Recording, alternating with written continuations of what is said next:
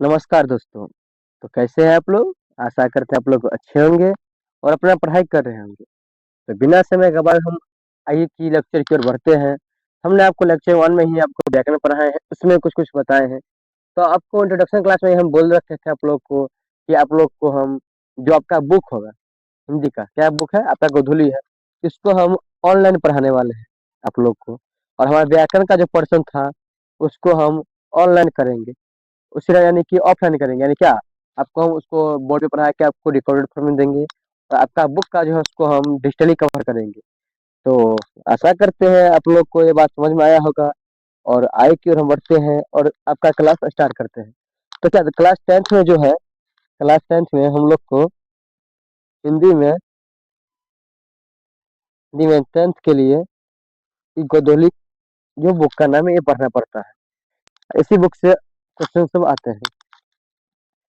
तो फिर हम देखते हैं इसमें कौन-कौन सा चैप्टर आपको इंट्रोडक्शन क्लास में बताए थे। उससे एक बार फिर आप लोग को हम बता दें, आप लोग की सहूलियत के लिए आपका ही बुक है ये।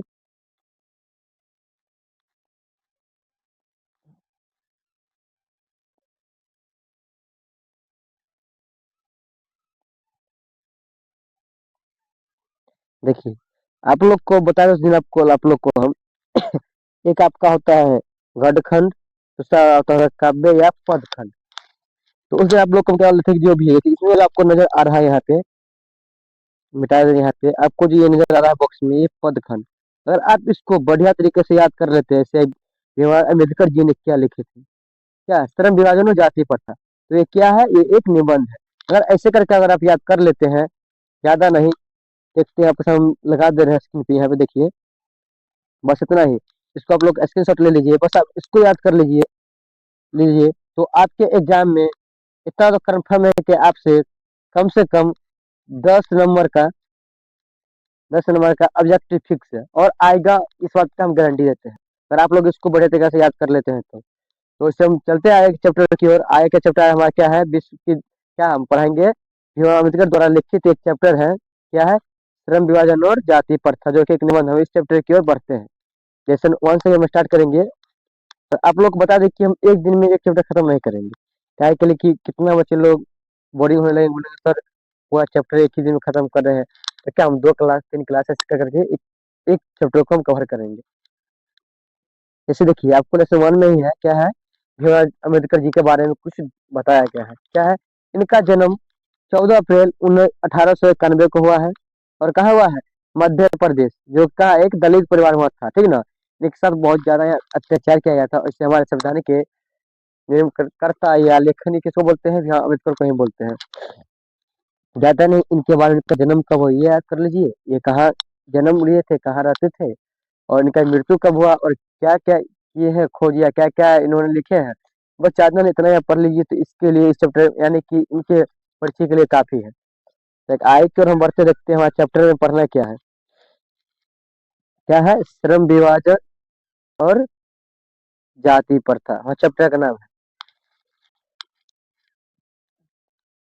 यह विडंबना की ही बात है, इस युग में भी जातिवाद के पोषकों की कमी नहीं है। क्या अभी भी हमारे गांव में या हमारे सामने देखते हैं कि जातिवाद चलते रहता है। लोग जाति प्रथा करते हैं, बोलते हैं तुम इस जात का हो, तुम उस जात का हो, तुम निचली जाति के अंतर्गत आते हो, तुम उस जाति हो, तुम अपने पास बैठने नहीं दोगे। अभी हम लोग के यहाँ चलते रहता है। उतना कम कम है लेकिन है फिर भी। फिर आगे देखो क्या है? इसके पोषक कई आधारों पे इसका समर्थक करते हैं। क्या? कई लोग तो इस चीज़ का समर्थक भी करते हैं, कई लोग तो इसका विरोध भी करते हैं। फिर क्या है? समर्थन का एक आधार यह कहा जाता है कि आधुनिक सभ्य समाज कार्य कुशलता के लिए श्रम विभाजन को आवश्यक मानता है। मतलब क्या?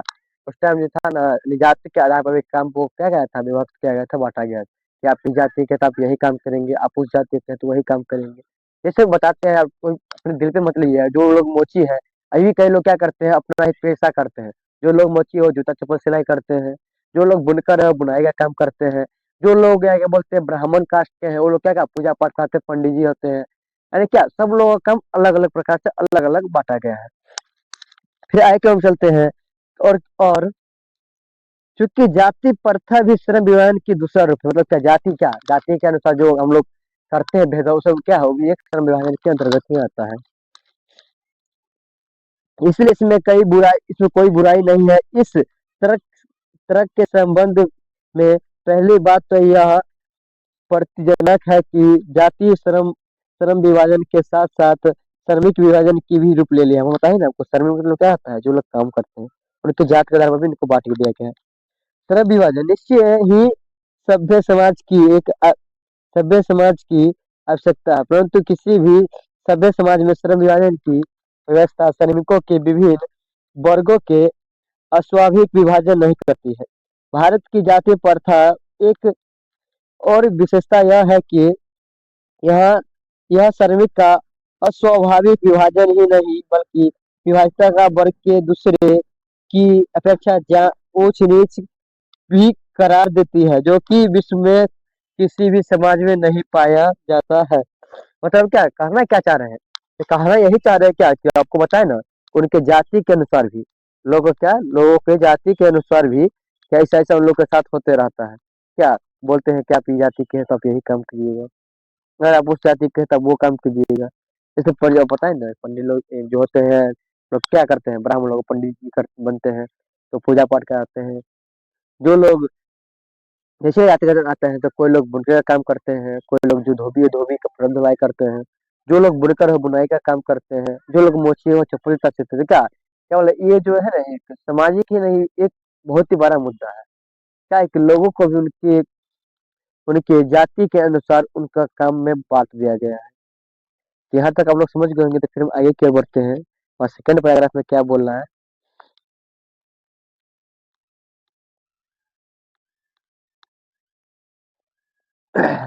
जाति प्रथा को यदि श्रम विभाजन मान लिया तो यह स्वाभाविक नहीं है है चूंकि यह मनुष्य की रुचि पर आधारित नहीं है।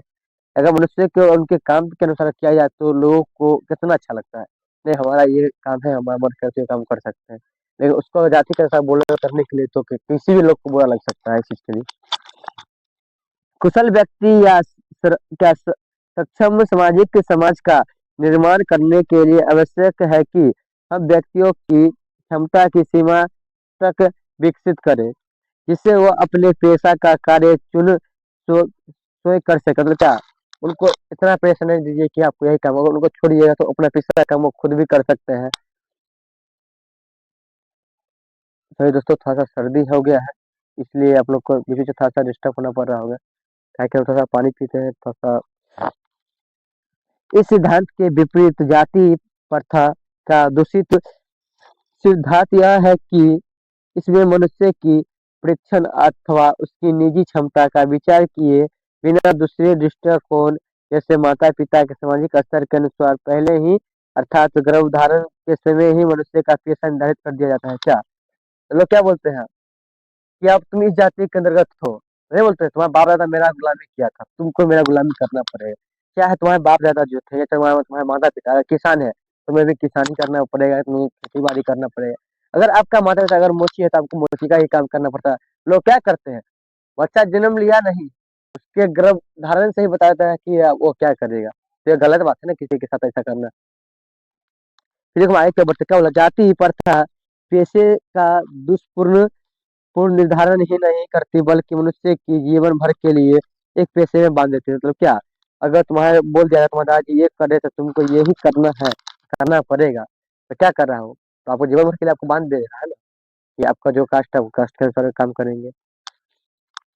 भले ही पेशा अनुपयुक्त या पर्याप्त होने के कारण यह भूखे मर जाए, आधुनिक युग में यह स्थिति प्राय आती है। मतलब क्या, अगर आप भूखे क्यों नहीं मर जाए, लेकिन आपका जो कास्ट है उसे कास्ट के अनुसार काम कीजिएगा।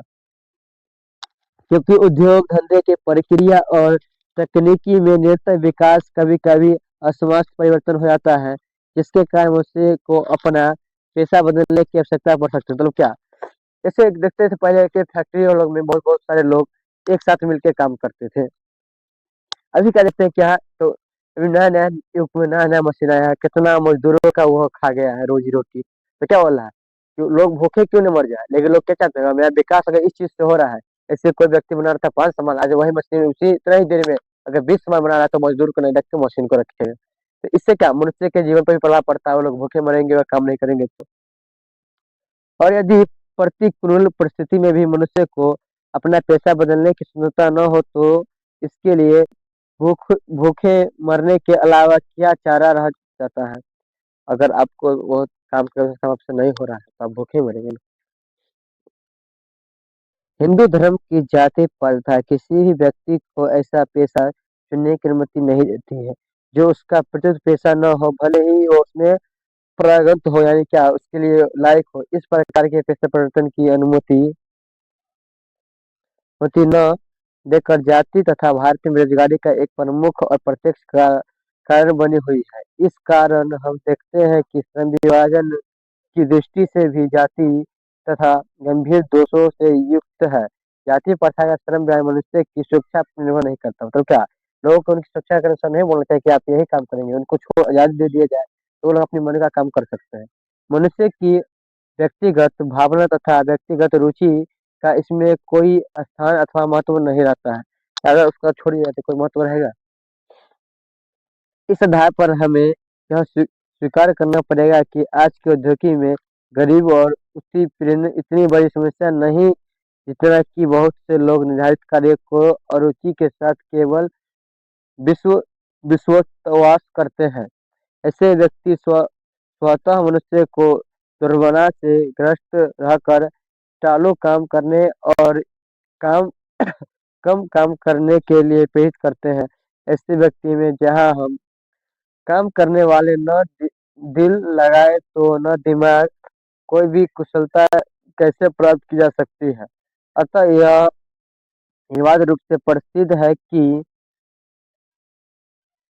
आर्थिक पहलू से ही जारी तथा हानिकारक प्रथा है, क्योंकि यह मनुष्य की स्वाभाविक रुचि और आत्मशक्ति को दबा कर उन्हें अस्वाभाविक नियमों से जोड़कर इसके लिए बनाया जाता है। मतलब क्या कि लोगों को करते क्या है, उनको व्यवहारिक जीवन के साथ जोड़ करके और उनको के रुचि के अनुसार काम नहीं देके और उनके जाति के अनुसार काम दे देते हैं लोग। इससे उन्हें बहुत ज्यादा हानि होता है और उन्हें कष्ट में जीवन यापन करना पड़ता है। अब मैं इस समस्या के रचनाकार पहलू को लेता हूँ। मेरे द्वारा जाति प्रथा की आलोचना सुनकर आप लोग मुझसे यह प्रश्न पूछना चाहेंगे कि जाति के विरुद्ध ही तो फिर मेरी दृष्टि के आदर्श समाज क्या है? मेरा उत्तर होगा कि मेरा आदर्श समाज स्वतंत्रता, समानता, भातृत्व पर आधारित रहे। मतलब क्या, अपने मन का काम कर सके, स्वतंत्र होकर घूम सके, स्वतंत्र होकर भी काम कर सके। यह ठीक नहीं है कि भातृत्व अर्थात भाईचारे में भी किसी को क्या आपत्ति हो सकती है। किसी भी आदर्श समाज में इतनी गतिशीलता होने चाहिए जिसमें कोई भी वांछित परिवर्तन समाज के एक छोर से दूसरे छोर तक संचालित हो सके। क्या उन्हें परिमाण के अनुसार काम किया जा सके, करने दिया जा सकता है समाज के एक छोर से दूसरे छोर तक। ऐसे समाज में बहुविध हितों में सबका भाग होना चाहिए तथा सबको उनकी रक्षा के प्रति समाज सघन रहना चाहिए। क्या मान्य रखना चाहिए। सामाजिक जीवन में आवाज संपर्क के अनेक साधन और अवसर उपलब्ध रहने चाहिए। तात्पर्य यह है कि दूध पानी के मिश्रण की तरह भाईचारा की स्वाभाविकता होना चाहिए। मतलब क्या, मिलजुल कर काम करना चाहिए। और इसी का दूसरा नाम लोकतंत्र है। लोकतंत्र क्या, इसमें लोक का जनता का शासन हो, क्योंकि लोकतंत्र केवल शासन की एक प्रसिद्ध पद्धति नहीं, लोकतंत्र मूलतः सामूहिक जीवनचर्या है कि एक रीति समाज के सामाजिक अनुभव आदान प्रदान का नाम है। इसमें यह आवश्यक है कि अस्थियों के प्रति श्रद्धा और सम्मान का भाव हो।